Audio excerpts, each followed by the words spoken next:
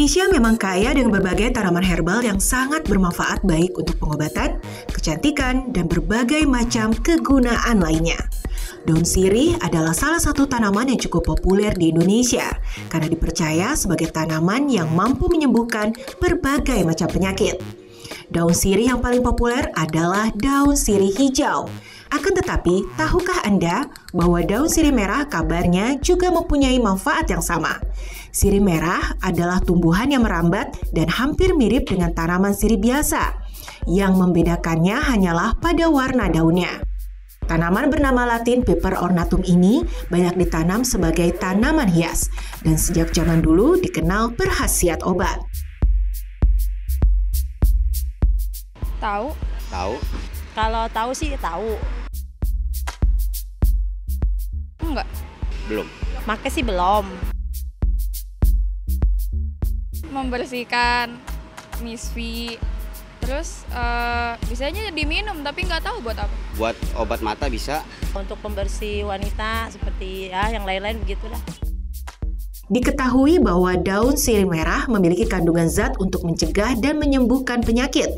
Bila dibandingkan dengan manfaatnya, efek negatif dari daun sirih merah pun kabarnya sangat sedikit.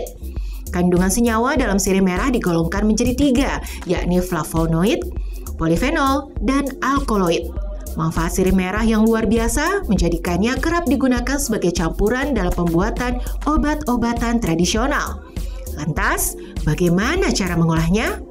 Adakah efek samping secara medis jika kita mengonsumsi daun sirih merah sebagai obat? Temukan jawabannya dalam pembahasan di Ayo Hidup Sehat berikut ini.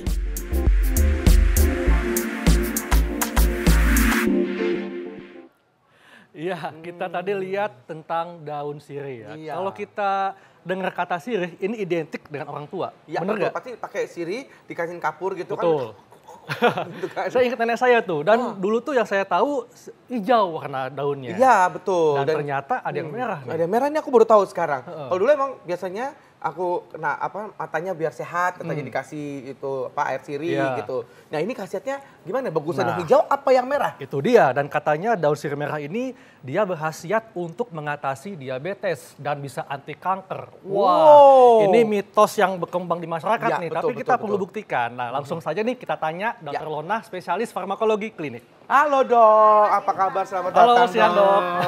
Ketemu lagi. Iya. Dok, ini tadi tuh dokter bertanya ini sebenarnya khasiatnya bagusan yang hijau apa yang Merah. Merah ya. Kalau khasiat bagusan yang hijau atau yang merah itu belum bisa diputuskan. Jadi masing-masing punya manfaat sendiri-sendiri ya. Jadi sirih hijau ada manfaatnya, sirih merah juga ada manfaatnya. Tetapi sebagian besar manfaatnya memang belum dibuktikan melalui uji klinik pada manusia. Jadi hanya sebatas mitos seperti yang tadi Dr. Haikal sudah sebutkan, hanya sebatas mitos yang berkembang di masyarakat. Karena memang kedua tanaman obat tersebut sudah banyak digunakan oleh nenek moyang kita, khususnya untuk manfaat kesehatan. Ya, tapi dok, ini kenapa di masyarakat bisa ada mitos bahwa daun sirih merah ini bisa digunakan untuk pengobatan seperti diabetes, kemudian ada sifat anti kanker dan sebagainya. Ini sebetulnya apa nih kandungan yang ada di dalam daun sirih merah ini? Oke, jadi mengenai manfaat daun sirih merah untuk pengobatan diabetes mellitus atau kencing manis masih mitos, dok atau Mas Indra.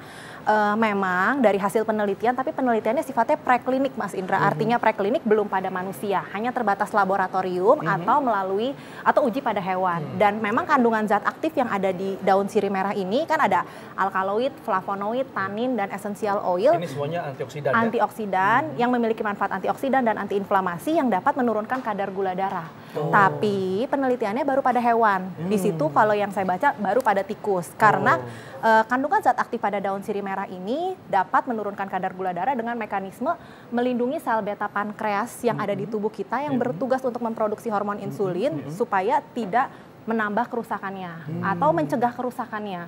Udah gitu zat aktif yang ada di daun sirih merah ini juga dapat menghambat penyerapan atau absorpsi glukosa di saluran cerna. Makanya berdasarkan teori bisa menurunkan kadar gula darah. Tapi sekali lagi, selama belum ada uji klinik pada manusia, kita sebagai dokter atau sebagai pasien kencing manis dan diabetes mellitus tidak dianjurkan menggunakan daun sirih merah untuk pengobatan kencing manis atau diabetes mellitus. Kenapa? Karena keamanannya belum dipastikan, efektivitasnya juga, efek sampingnya belum tahu apa.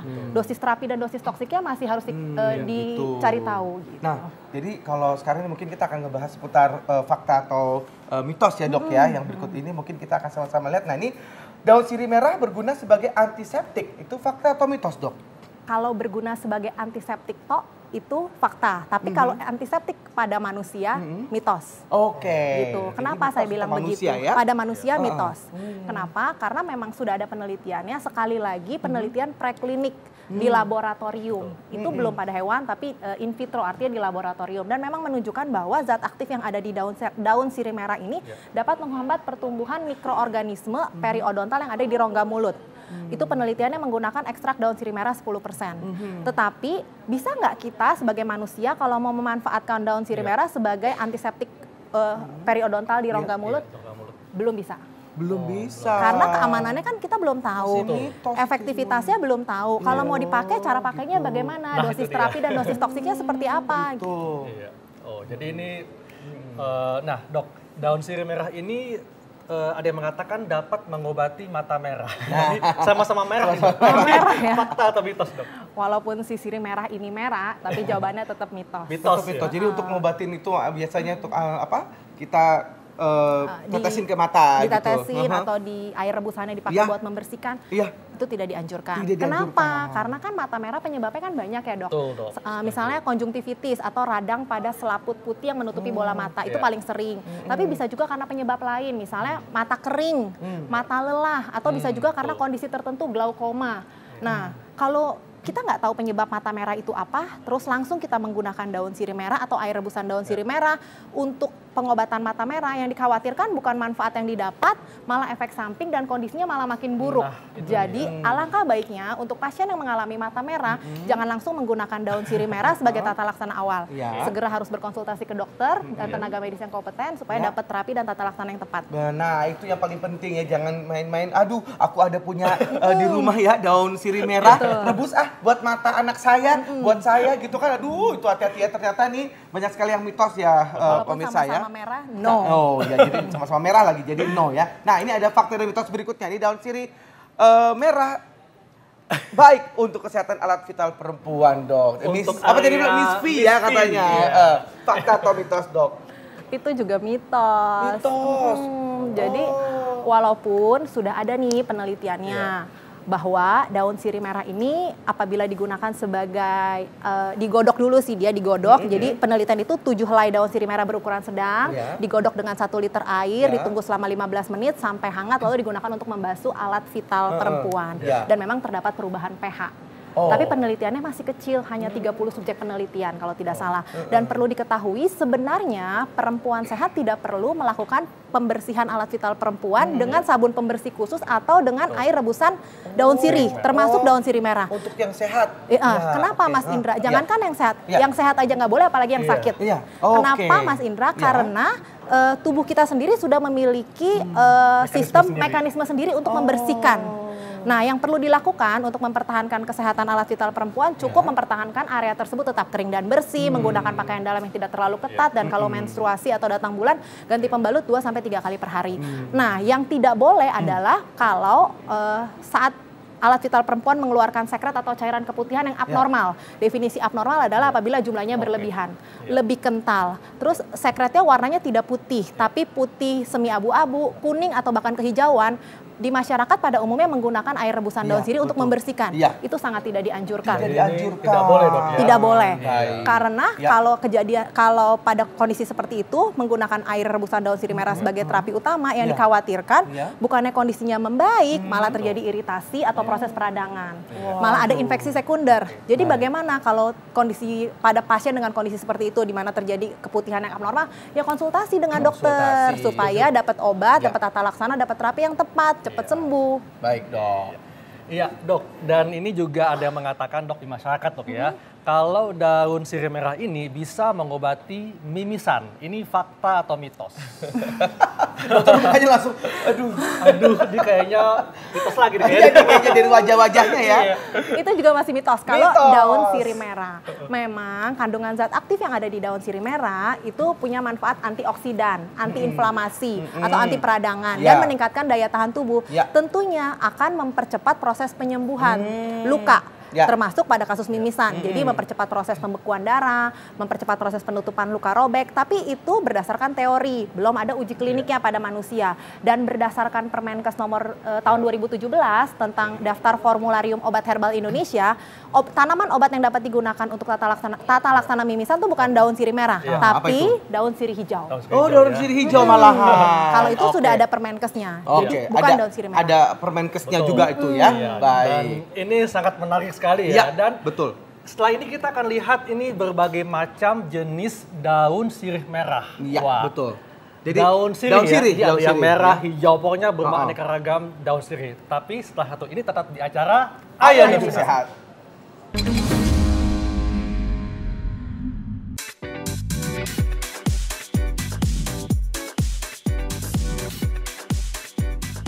Pemirsa Ayo Hidup Sehat, daun sirih dikenal masyarakat karena memiliki sifat antiseptik, anti-inflamasi, dan pendingin kulit. Tanaman asli Indonesia ini juga bermanfaat untuk menghilangkan bau badan, mencegah perdarahan, hingga menyembuhkan luka yang ada pada kulit manusia.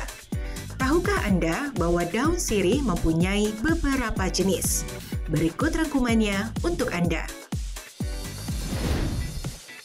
Yang pertama, ada daun sirih hitam. Daun sirih jenis ini sangat langka karena tidak dapat tumbuh di semua daerah di Indonesia. Tanaman ini diberi nama sirih hitam karena memiliki warna hitam pekat mulai dari daun hingga akarnya. Sirih hitam juga memiliki banyak manfaat, seperti membantu melancarkan peredaran darah hingga menyembuhkan gusi bengkak. Selanjutnya ada daun sirih kuning. Daun sirih ini banyak dikonsumsi oleh masyarakat di negara-negara Asia Tenggara, termasuk Indonesia. Meski mirip dengan daun sirih hijau, daun sirih kuning tetap mudah dikenali karena mempunyai daun yang berwarna kuning keemasan. Tak hanya itu saja, daun sirih kuning juga memiliki banyak manfaat bagi kesehatan, karena di dalamnya mengandung antiseptik yang berguna untuk menghilangkan bau badan dan juga bau mulut. Berikutnya ada daun sirih merah atau Piper ornatum. Seperti namanya, daun sirih merah memiliki daun berwarna merah dan dapat ditemui di berbagai wilayah di Indonesia. Tanaman yang berasal dari daerah Sulawesi ini diyakini mampu menurunkan kadar kolesterol dan juga menurunkan resiko tekanan darah tinggi. Wah, banyak sekali manfaat daun sirih ya pemirsa. Dan yang terakhir, ada daun sirih Cina atau Peperomia pellucida. Tanaman jenis ini mempunyai banyak sebutan lain, seperti sirih Cina atau sirih mini. Tanaman ini seringkali dianggap gulma oleh para petani karena tumbuh di sela-sela tanaman budidaya. Oleh karena itu, banyak yang tidak mempedulikan tanaman ini. Padahal daun sirih Cina memiliki banyak manfaat bagi kesehatan, seperti mengobati bisul, jerawat, hingga radang kulit. Nah pemirsa, daun sirih Cina juga dapat dimakan dengan cara diolah sebagai sayur atau lalapan. Nah itu tadi jenis dan manfaat daun sirih yang telah dirangkum tim Ayo Hidup Sehat. Macam-macam warnanya ya. Betul. Ada hitam, kuning, Merah. sirih kuning, nona. Ada lagunya. Tapi kita Nih. perlu bangga ya bahwa Ya. ini adalah tanaman asli Indonesia. Ya kan? Gitu. Langsung nih dok ya. Daun sirih itu ya dapat mengobati luka bakar. Fakta atau mitos dok? Mitos. Mitos. Jadi Kenapa tuh dok? memang kandungan zat aktifnya kan tadi seperti yang sudah saya sebutkan, punya efek antiinflamasi atau anti peradangan, Ya. antioksidan, meningkatkan daya tahan tubuh. Tentunya dapat mempercepat proses penyembuhan luka, termasuk luka bakar ringan, tapi berdasarkan teori. Dan memang sudah ada penelitiannya tapi pada hewan, itu hewan cobanya kelinci, Oh, kelinci. yang mengalami luka bakar, terus dikasih gel yang mengandung ekstrak daun sirih merah 3% dan memang terlihat efek penyembuhan luka bakarnya.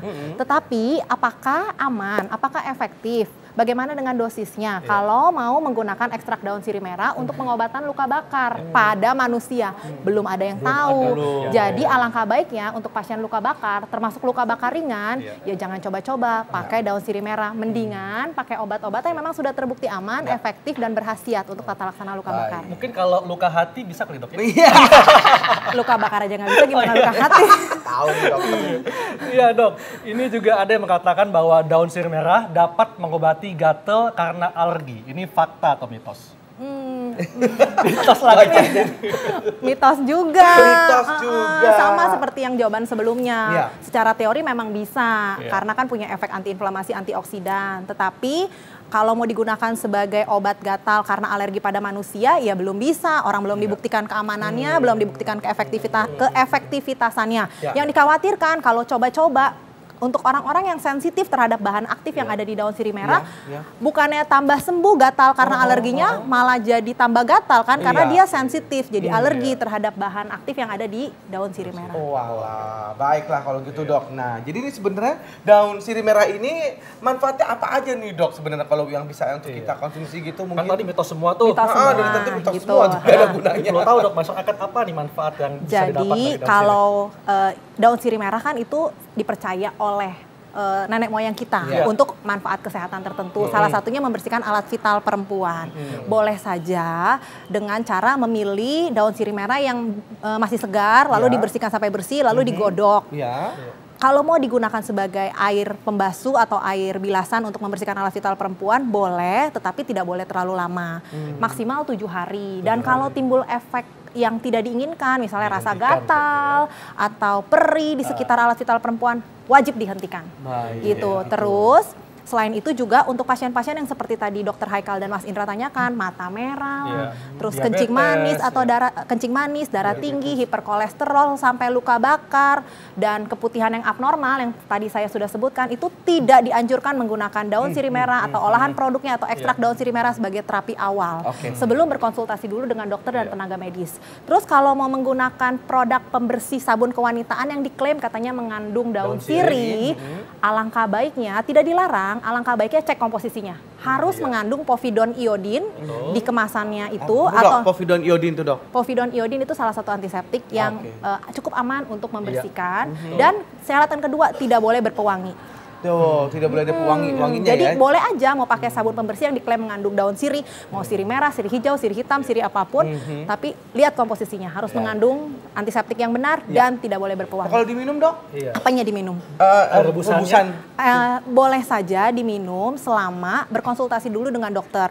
Memang belum ada penelitian mengenai efek samping gangguan fungsi liver, ginjal atau organ lain, tetapi untuk orang-orang dengan riwayat gangguan fungsi liver, riwayat gangguan fungsi ginjal, alangkah baiknya tidak coba-coba karena takutnya malah memperburuk kondisi yang sudah ada. Sebelum berkonsultasi dengan dokter atau tenaga medis yang memang sudah merawat pasien itu. Mungkin ada manfaat nih dok sebenarnya. Ada manfaatnya jadi tanaman hias aja kali ya Mas. Tapi ini cantik juga loh. Kalau Sih di bagus taman ya. hias kan. Makanya ini dikasih kayak begini-begini nih supaya nanti tubuhnya bagus gitu. Bagus. Kan merambat tumbuhnya jadi lebih sejuk, mungkin rumah Mas Indra Iya boleh. betul itu dia. Nah itu ya kadang-kadang suka pakai itu sirih dia. ibu-ibu. Sirih pakai yang warna merah tuh dok. Iya, Daun sirih merah betul. gimana tuh? Jadi memang kan punya manfaat antiseptik untuk membunuh kuman periodontal di rongga mulut dan itu sudah ada penelitiannya pada laboratorium, jadi belum ada pada manusia dan memang sudah terbukti sebagai antiseptik. Tetapi boleh nggak sih digunakan kalau mau menggunakan sirih merah sebagai antiseptik atau pembersih di rongga mulut kita? Saya nggak menganjurkan, harus konsultasi dulu ke dokter gigi. Nanti kalau dia coba-coba terus tersensitif, alergi terhadap kandungan zat aktifnya, iritasi sariawan, bukannya bersih malah luka-luka di mulutnya. Dan tentunya juga mesti bersih dok ya. Harus bersih, Dibersihkan dulu. harus bersih, pilih yang segar, harus bersih dan digodok dulu. Dok, ini masyarakat ingin tahu dok ya, efek samping apa nih yang paling parah yang bisa timbul dari daun sirih merah ini? Gini dok, memang belum ada penelitiannya khususnya untuk gangguan fungsi organ karena mengkonsumsi daun sirih merah atau air rebusan daun sirih merah. Tetapi kan setiap tanaman obat salah satunya daun sirih merah punya kandungan zat aktif ya. Dan kita tidak pernah tahu riwayat sensitivitas orang dengan zat aktif yang ada di daun sirih merah. Kalau menggunakannya tanpa pemantauan tenaga medis atau dokter yang merawat atau dokter yang kompeten, dikhawatirkan misalnya untuk penggunaan topikal atau penggunaan di rongga mulut sensitif dengan kandungan zat aktifnya. Yang ada bukannya mulutnya jadi nggak bau, bukannya kulitnya jadi halus, luka bakarnya jadi sembuh, malah memperburuk kondisi yang sudah ada karena sensitif, jadi timbul alergi dan akhirnya infeksi sekunder. Malah bukannya sembuh, malah butuh perawatan lebih lanjut. Tapi mungkin kalau untuk orang-orang yang memang mempercayainya atau apa mungkin ya monggo-monggo aja ya, silakan aja ya. Tapi kalau memang udah coba 3 hari dan tidak ada perbaikan, lebih baik dihentikan. Segera konsultasi dengan dokter. Jangan misalnya mata merah.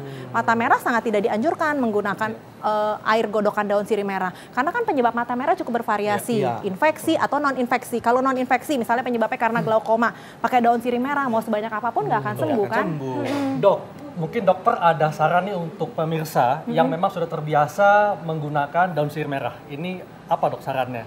Supaya tetap aman ya? dan tidak kena dampak yang tidak diinginkan. Yang pada umumnya masyarakat tahu kan biasanya untuk membersihkan alat vital perempuan. Boleh-boleh saja selama tidak terlalu lama penggunaannya. Maksimal 7 hari atau kurang dari 7 hari kalau sudah timbul efek samping. Udah gitu dibersihkan dulu sebelum digodok. Dibersihkan sampai bersih, dicuci sampai tidak ada kotorannya, baru digodok dengan air sampai mendidih. Air yang mendidih tersebut ditunggu dulu sampai hangat dan siap dipakai, baru digunakan untuk membersihkan atau membasuh. Itu pun durasinya tidak boleh terlalu lama. Kalau timbul efek samping, stop. Jadi seperti itu ya, pemirsa mohon didengarkan baik-baik, konsultasikan dulu mungkin ya untuk yang terbiasa mungkin sekarang karena mungkin ada sugesti ya gitu, sugesti akhirnya ada positive thinking dari mindset kita sehingga membuat tubuh kita juga akhirnya terbiasa dan sehat juga akhirnya pakai tanaman apa namanya ini gitu ya. Karena kan namanya tanaman obat nih Mas Indra, pembuktiannya sebenarnya tidak selalu berdasarkan pembuktian ilmiah, tetapi berdasarkan pengalaman empiris. Artinya apa? Berdasarkan pengalaman nenek moyang kita atau masyarakat yang memang sudah menggunakannya selama puluhan tahun atau lebih dari 3 generasi. Jadi monggo-monggo aja kalau mau menggunakan, tetapi ingat namanya tanaman obat, zat aktifnya belum diketahui secara pasti manfaatnya. Jadi bijaksana. Jangan terlalu lama, begitu timbul efek samping stop. Betul. Baik dok, terima kasih banyak. Terima kasih penjelasannya. Iya. Nah.